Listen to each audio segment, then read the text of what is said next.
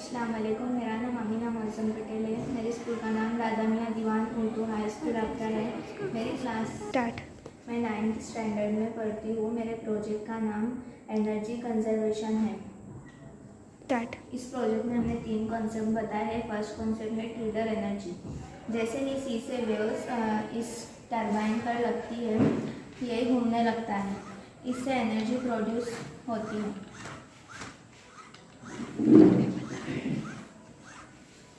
Second concept है हमारा speed breaker generated electricity. जब कोई रास्ते से कोई भी व्हीकल जाता है तो ये स्पीड ब्रेकर से टकराता है, जिसकी वजह से एनर्जी प्रोड्यूस होती है। थर्ड कॉन्सेप्ट है हमारा डोर रोटेट एनर्जी सिस्टम। भीड़ वाली जगह पर जब डोर लगाया जाता है तो ये बार बार ओपन एंड क्लोज होता है, जिसकी वजह से एनर्जी प्रोड्यूस होती है।